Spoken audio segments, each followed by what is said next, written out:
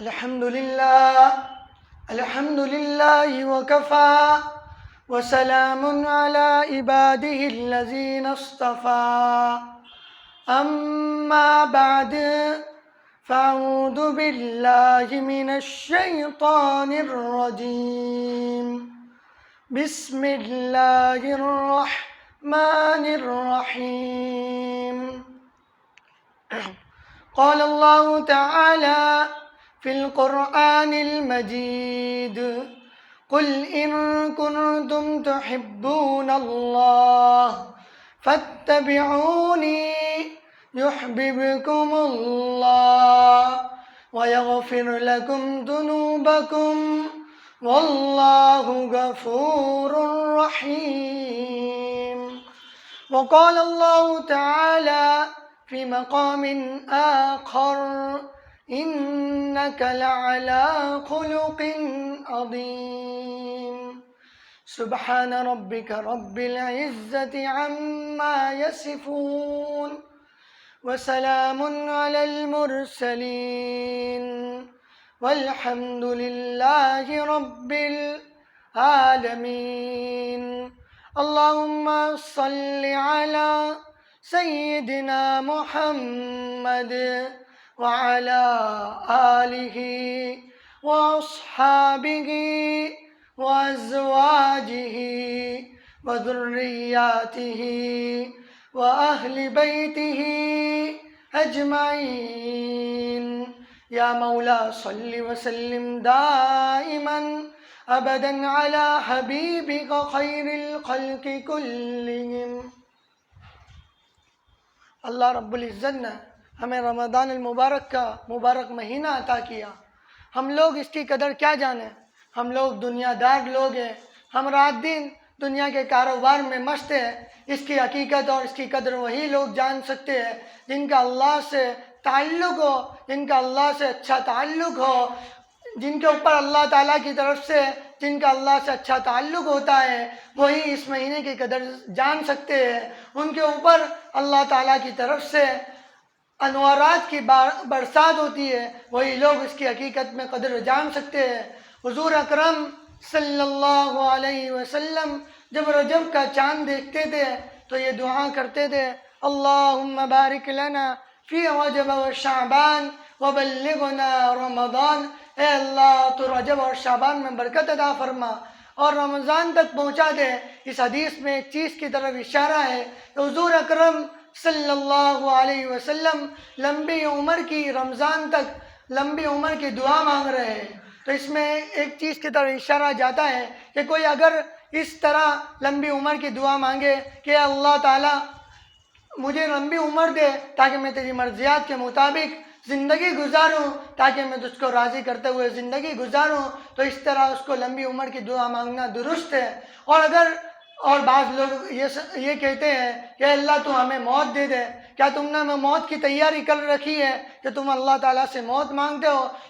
تمہیں تو اپنا جائزہ لینا چاہیے، ہمیں تو اپنا جائزہ لینا چاہیے کہ ہم موت کی تمنا کرتے ہیں. ہم نے اللہ تعالیٰ سے کیا مانگا؟ ہم نے اللہ تعالیٰ سے کیا تعلق جوڑا؟ حقیقت میں تقویٰ تو اللہ والوں کے پاس تھا. حضرت مولانا انعام الحسن صاحب رحمۃ اللہ علیہ بہت بڑے اللہ والے تھے.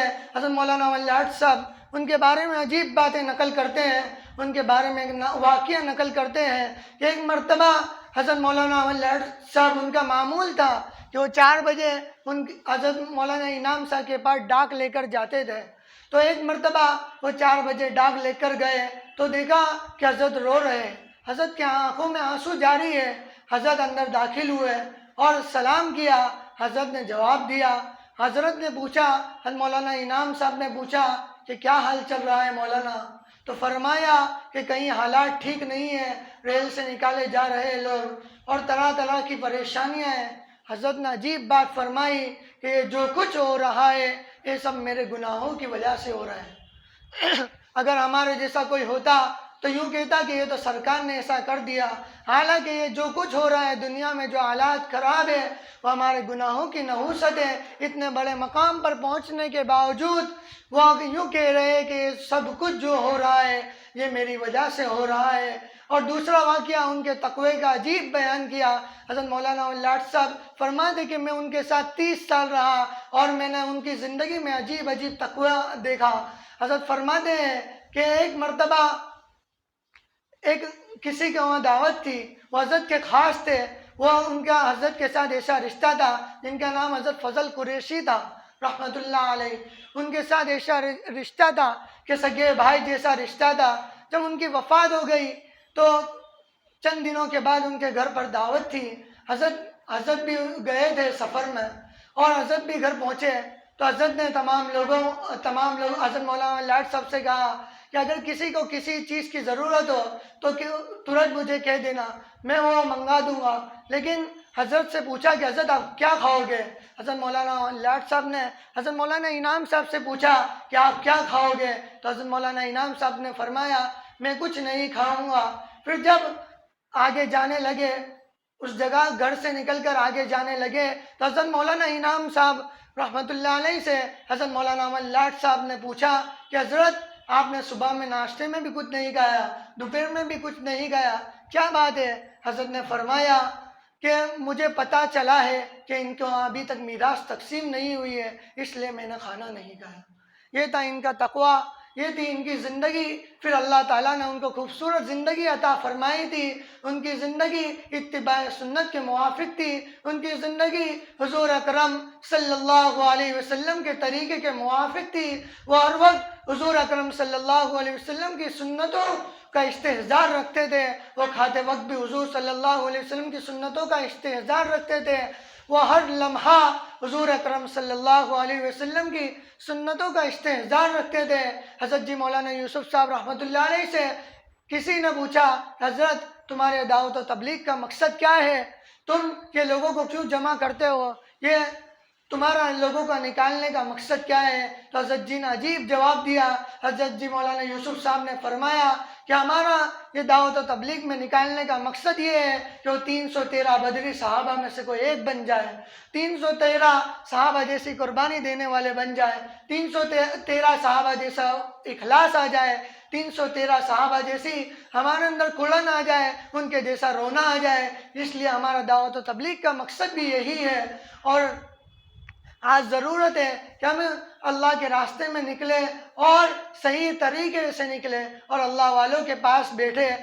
اللہ تعالیٰ قرآن میں فرما دے یا ایھا الذین آمنوا اتقوا اللہ، اے ایمان والو تقوی اختیار کرو، وکونوا مع الصادقین، اور سچوں کے ساتھ رہو۔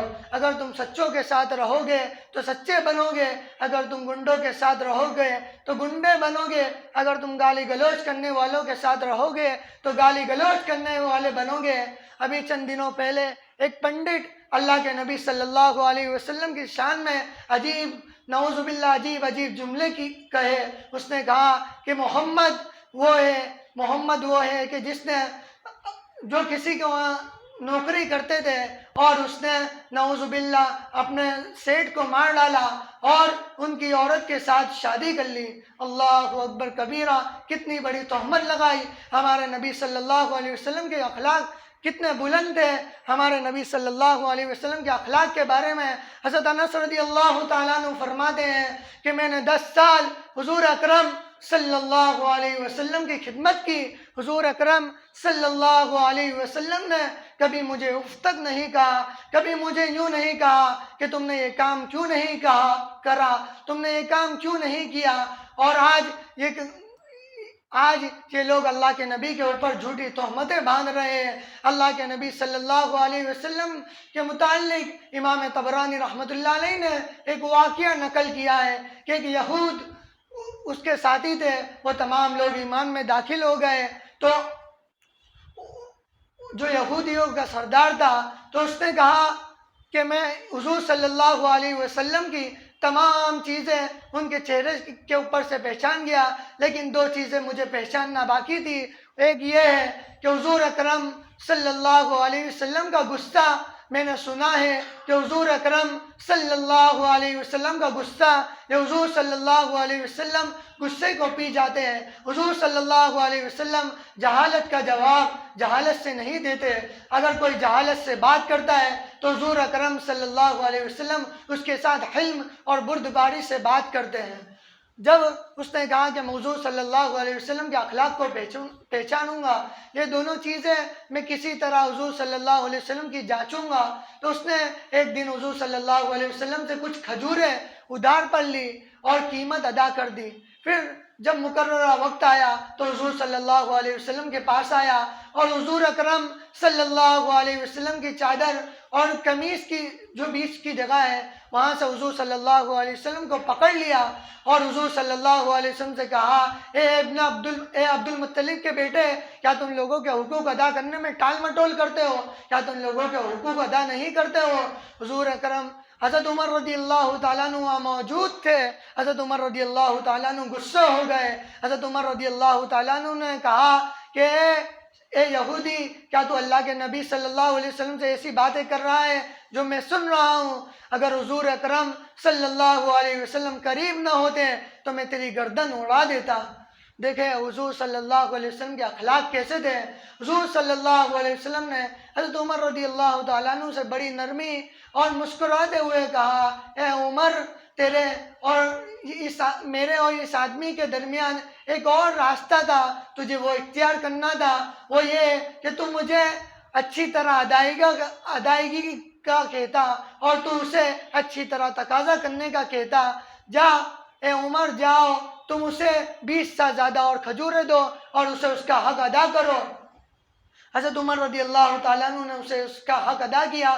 وہ آدمی یہ سب چیزیں دیکھ کر ایمان میں داخل ہو گیا اور کہنے لگا، اے عمر، اللہ کی قسم، میں نے تو حضور صلی اللہ علیہ وسلم کی باتیں کتاب میں سنی تھی، آج میں نے ان کو دیکھ لیا ہے، آج میں نے ان کے اخلاق کو دیکھ لیا ہے، میں اللہ تعالیٰ کو سچا مانتا ہوں، اللہ کے رسول صلی اللہ علیہ وسلم کو سچا جانتا ہوں۔ یہ چیز تھی، اور حضور صلی اللہ علیہ وسلم کے اخلاق دیکھ کر وہ ایمان میں داخل ہو گیا۔ اور ہمارے اکابر تو اس کے کامل اتباع کرتے تھے۔ حضور اکرم صلی اللہ علیہ وسلم کے اخلاق کے وہ پیکر تھے۔ حضور صلی اللہ علیہ وسلم کی اخلاق والی زندگی اپنے اندر جمائے ہوئے تھے۔ حضرت مولانا حسین احمد مدنی رحمۃ اللہ علیہ، جن کا جنگ آزادی میں بہت بڑا کردار تھا، حضرت مولانا حسین احمد مدنی رحمۃ اللہ علیہ ایک مرتبہ ٹرین میں سفر کر رہے تھے تو کسی نے کہا، تو ایک انگریز بھی ان کے ساتھ سفر میں تھا، اس ٹرین میں تھا اور حضرت کے بازو میں بیٹھا ہوا تھا۔ تو وہ آدمی پیشاب پاخانہ کرنے کے لیے استنجا کے لیے گیا۔ اس نے جا کر دیکھا تو بہت گندی تھی۔ وہ دوسری مرتبہ گیا، پھر وہ واپس آ گیا۔ حضرت مولانا حسین احمد مدنی رحمۃ اللہ علیہ نے جب یہ چیز دیکھی تو حضرت مولانا حسین احمد مدنی رحمۃ اللہ علیہ کھڑے ہوئے اور استنجا کی جگہ پر گئے اور ماچس کے ڈبے جمع کیے اور تمام ماچس کے ڈبے جمع کر کے اور تمام سگریٹ کے اور ماچس کے ڈبے جمع کر کے جو نجاست تھی تمام کو جلا دیا اور اپنی آستینیں اوپر کی اور تمام نجاستیں اپنے ہاتھوں سے صاف کی، اور حضرت مولانا حسین احمد مدنی رحمۃ اللہ علیہ نے اپنے ہاتھ صاف دھوئے اور اپنی جگہ پر آ کر بیٹھ گئے۔ اور پھر اس انگریز سے کہا کہ تم جاؤ، جا کر دیکھو تو صحیح، میں ابھی جا کر آیا ہوں، نجاست تو صاف ہے۔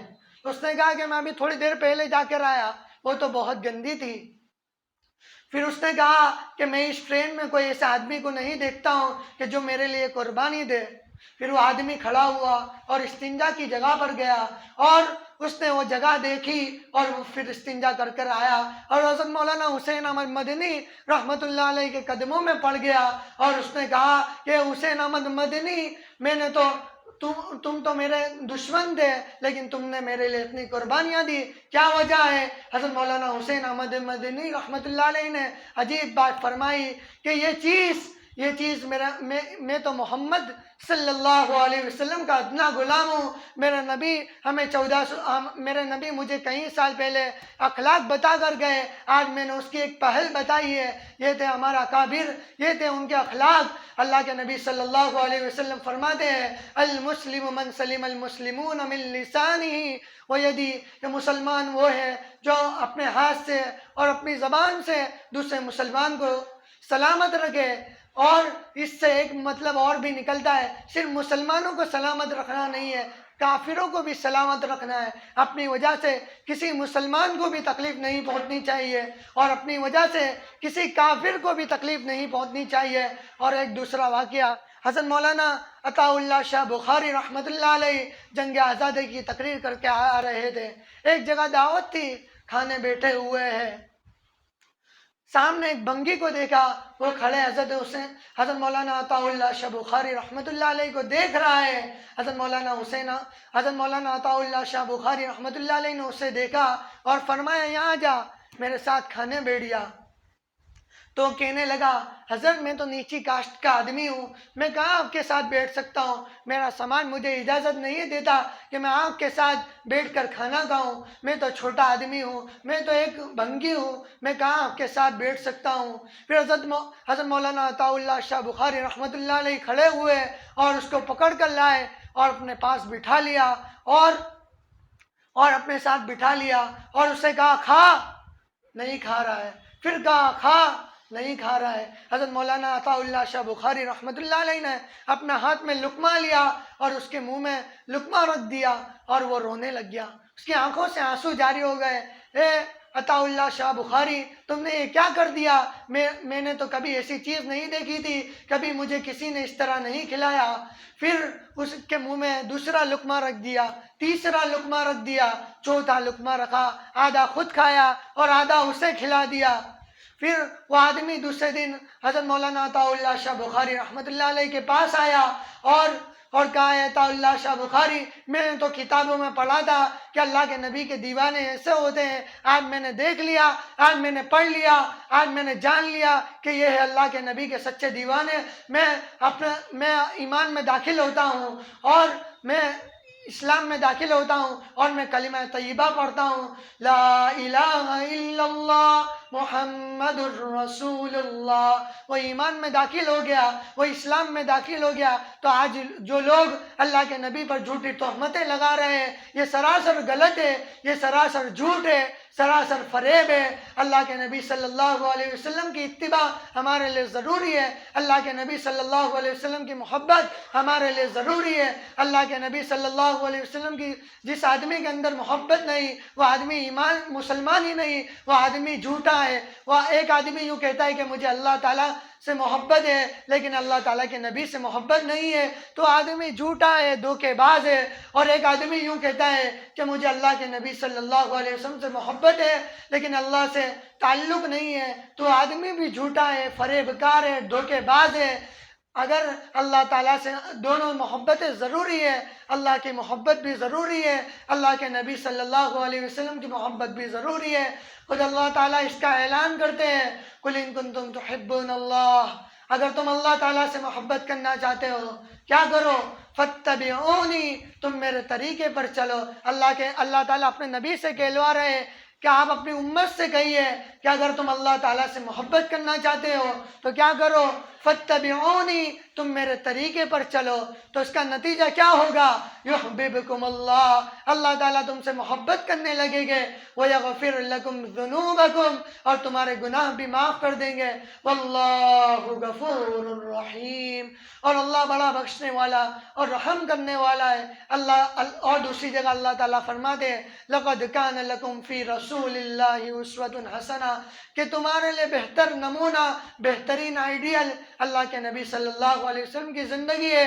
تمہیں کسی کو نمونہ بنانے کی ضرورت نہیں ہے، تمہیں کسی کو آئیڈیل بنانے کی ضرورت نہیں ہے، تمہیں کسی ہیرو کو فالو کرنے کی ضرورت نہیں ہے. تمہیں فالو کرنا ہے تو اللہ کے نبی صلی اللہ علیہ وسلم کی زندگی کو فالو کرو.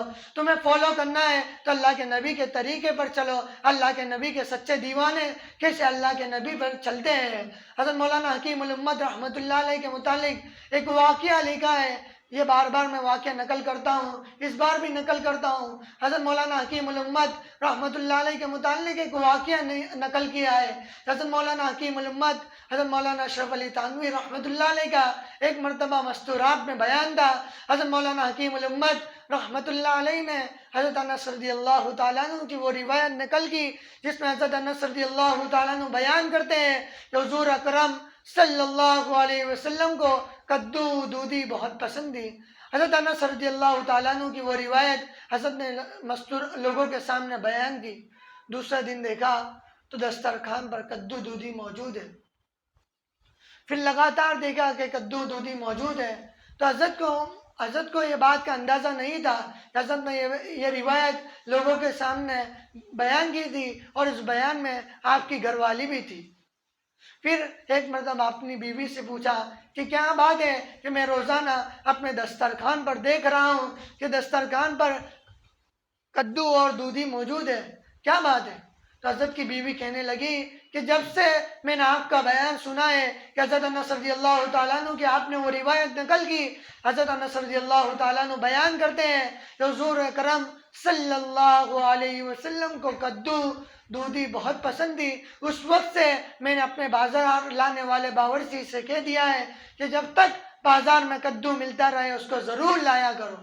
حضرت فرماتے ہیں کہ عورت کے اس جواب نے مجھے جھنجھوڑ کر رکھ دیا اور میں نے اپنی زندگی کا جائزہ لیا اور میں نے 3 دن کے لیے اپنے آپ کو فارغ کیا اور میں نے اپنی زندگی کا جائزہ لیا۔ حضرت کا تو نظام الاوقات بنایا ہوا نظام الاوقات کے مطابق ہوتا تھا، 1 منٹ کا بھی فرق نہیں ہوتا تھا۔ حضرت اپنا تمام اوقات اپنی تمام مشغولیات کچھ حضرت کے اوراد تھے، حضرت اس کے مطابق اپنی اوراد کرتے تھے، پورا وقت حضرت کا اسی میں جاتا تھا۔ حضرت فرماتے ہیں 3 دن کے لیے میں نے اپنا آپ کو فارغ کیا اور میں نے اپنی زندگی کا جائزہ لیا۔ حضرت فرماتے ہیں کہ میں نے 3 دن کے اس جائزے میں نے اپنا آپ کو پایا کہ میرا ایک کام بھی سنت کے خلاف نہیں۔ ہمیں بھی اپنا جائزہ لینا چاہیے، ہمیں بھی اپنی زندگی کا جائزہ لینا چاہیے کہ ہمارا کوئی کام خلاف سنت تو نہیں، ورنہ کل قیامت کے دن اللہ کے نبی نے پوچھ لیا کہ میں نے تمہارے لیے کتنی قربانیاں دی، میں نے تمہارے لیے کیا کیا نہیں کیا، تم نے دنیا میں رہتے ہوئے میرے طریقوں کو چھوڑ دیا، تم تو غیروں کے طریقوں پر چلے، تم نے میرے طریقوں کو زندگی سے نکال دیا، تو کل قیامت کے دن ہم کیا جواب دیں گے؟ حضرت امام ابو حنیفہ رحمۃ اللہ علیہ کی حضور اکرم صلی اللہ علیہ وسلم سے کیا محبت تھی، کیا عشق تھا، کیا محبت تھی۔ حضرت امام ابو حنیفہ رحمۃ اللہ علیہ کو ایک دفعہ اللہ کے نبی صلی اللہ علیہ وسلم کی خواب میں زیارت ہوئی۔ حضرت امام ابو حنیفہ رحمۃ اللہ علیہ سے اللہ کے نبی صلی اللہ علیہ وسلم نے فرمایا، اے نعمان، آپ 4 رکعت کی نماز میں اگر کوئی دوسری رکعت پر مجھ پر صرف درود پڑھ لیتا ہے تو آپ اس کے اوپر سجدہ سہو واجب کر دے دو، اتنی بات پر سجدہ سہو واجب کر دے دو۔ حضرت امام ابو حنیفہ رحمۃ اللہ علیہ نے کیا جواب دیا، کیا محبت تھی حضور اکرم صلی اللہ علیہ وسلم سے، کیا بہترین جواب دیا۔ حضرت امام ابو حنیفہ رحمۃ اللہ علیہ نے جواب دیا کہ آپ کا نام ایسا تو نہیں کہ کوئی غافل ہو کر لے، آپ کا نام تو ایسا ہے کہ پورے عظمت سے لیا جائے، آپ کا نام تو ایسا ہے کہ پوری محبت سے لیا جائے، آپ کا نام ایسا ہے کہ پوری وقار سے لیا جائے، آپ کا نام کوئی بے ادب تو نہیں، آپ کا نام تو بڑا عزت والا ہے، آپ کا نام تو بڑا رحمت والا ہے۔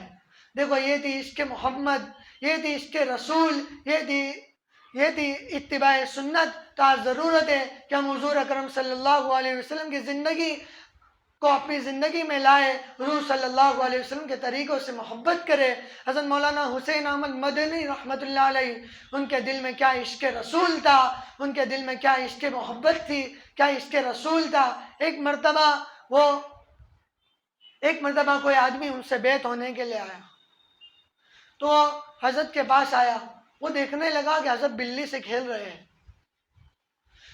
وہ آدمی کہنے لگا میں تو سوچتا تھا کہ بڑے نیک آدمی ہو گئے، بڑے اوراد پڑھتے ہو گئے، ان کے آجو باجو لاکھوں خلیفہ ہو گئے، ہزاروں آدمی ان کے آجو باجو بیٹھے ہو گئے، لیکن یہاں تو کچھ نہیں ہے۔ ان کے باجو میں حضرت مولانا حسین احمد مدنی رحمۃ اللہ علیہ نے یہ بات سن لی۔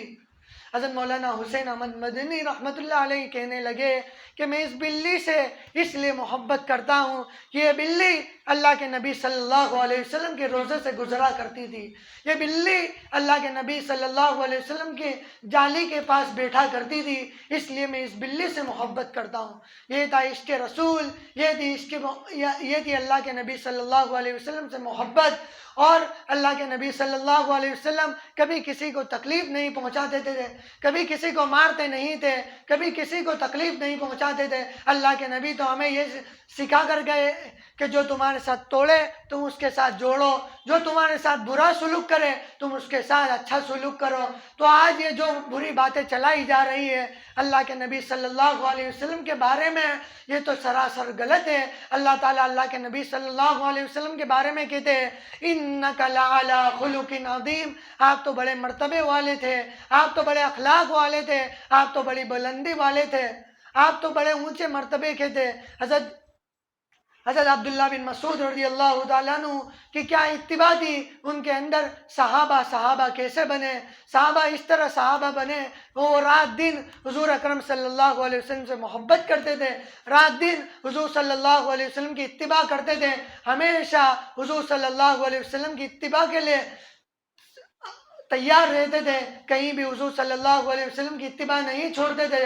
حضرت عبداللہ بن مسعود رضی اللہ تعالیٰ عنہ مسجد میں داخل ہو رہے، حضور صلی اللہ علیہ وسلم خطبہ دے رہے، کچھ لوگ مسجد میں کھڑے تھے، حضرت حضور صلی اللہ علیہ وسلم نے ان سے کہا بیٹھ جاؤ۔ عبداللہ بن مسعود رضی اللہ تعالیٰ عنہ ان کے پیچھے کھڑے تھے، حضرت عبداللہ بن مسعود رضی اللہ تعالیٰ عنہ جس جگہ کھڑے تھے اسی جگہ بیٹھ گئے۔ جب اس جگہ سے اللہ کے نبی صلی اللہ علیہ وسلم کا گزر ہوا تو اللہ کے نبی صلی اللہ علیہ وسلم نے فرمایا کہ میں نے تو آگے والوں سے کہا تھا کہ بیٹھ جاؤ، آپ کیوں بیٹھ گئے؟ تو حضرت عبداللہ بن مسعود رضی اللہ تعالیٰ عنہ نے فرمایا کہ جب آپ کی بات میری کانوں میں پڑی تو میری یہ مجال نہیں ہوئی کہ اللہ کے نبی کہہ رہے کہ بیٹھ جاؤ، میری مجال نہیں ہوئی کہ میں اپنا ایک پاؤں آگے بڑھاؤں۔ یہ تھی عشق رسول، یہ تھی اتباع سنت۔ وہ صحابہ ایک دوسروں کے لیے قربانی دینے والے تھے، وہ صحابہ ایک دوسروں کے لیے رونے والے تھے، وہ صحابہ ایک دوسرے کے لیے اپنی بیوی کو قربان کرنے والے تھے۔ اللہ کے نبی صلی اللہ علیہ وسلم وہ صحابہ کہیں دن تک بھوکے رہتے تھے، وہ صحابہ کہیں دن تک فاقے کرتے تھے۔ اللہ کے نبی صلی اللہ علیہ وسلم ایک جنگ کے موقع پر ایک صحابی نے اللہ کے نبی صلی اللہ علیہ وسلم سے کہا اے اللہ کے نبی بہت بھوک لگی ہے، اے اللہ کے نبی میرے پیٹ پر اپنا پیٹ اونچا کیا اور کہا اے اللہ کے نبی میرے پیٹ پر 2 پتھر ہے، ایک دن ہو گیا میں نے کچھ کھایا نہیں۔ اللہ کے نبی صلی اللہ علیہ وسلم نے اپنا پیٹ اونچا کیا اور اس پر اور صحابی سے کہا اے صحابی میرے پیٹ پر 3 پتھر ہے، آج کئی دن ہو گئے میں نے کچھ نہیں کھایا۔ صحابہ اللہ کے نبی نے قربانیاں دی تو یہ دین وجود میں آیا، تو ہمیں بھی ضرورت ہے کہ ہم دین کے لیے قربانی دیں، اور جب کوئی اللہ کے نبی کی شان میں گستاخی کرے تو ہمیں ضرورت ہے کہ ہم اس کا جواب دیں، کسی بھی طرح جواب دیں، یا تو قلم سے دے یا تو اپنی زبان سے دے، ضروری ہے چونکہ اللہ کے نبی نے ہمارے لیے بہت قربانیاں دی۔ تو آج ضرورت ہے کہ اللہ کے نبی صلی اللہ علیہ وسلم کی زندگی کو فالو کریں اور اس رمضان المبارک کی قدر کریں، اور اس رمضان المبارک میں یہ ٹھان لے کہ ہم اللہ کے نبی صلی اللہ علیہ وسلم کی زندگی کو اپنی زندگی میں لائیں گے، اللہ کے نبی صلی اللہ علیہ وسلم پر کثرت سے درود شریف پڑھیں گے۔ اللہ کے نبی صلی اللہ علیہ وسلم فرماتے ہیں من صلی علیہ، اللہ کے نبی صلی اللہ علیہ وسلم فرماتے ہیں کہ جو ایک مرتبہ مجھ پر درود شریف پڑھے گا اللہ تعالیٰ اس پر 10 رحمتیں نازل فرمائیں گا۔ تو آج ضرورت ہے کہ ہم کم سے کم 1000 مرتبہ درود شریف پڑھیں، یہ تو کم سے کم کی مقدار ہے، اور رمضان کے اندر تو 1 کا 70 ہے۔ تو آج ضرورت ہے کہ ہم اللہ کے نبی صلی اللہ علیہ وسلم پر کثرت سے درود پڑھیں اور رمضان المبارک کی صحیح قدر پہچانیں اور اللہ کے نبی صلی اللہ علیہ وسلم کے اخلاق کو اپنی زندگی میں لائیں۔ اللہ تعالیٰ ہمیں کہنے سننے سے زیادہ عمل کرنے کی توفیق عطا فرمائے۔ آخر دعوانا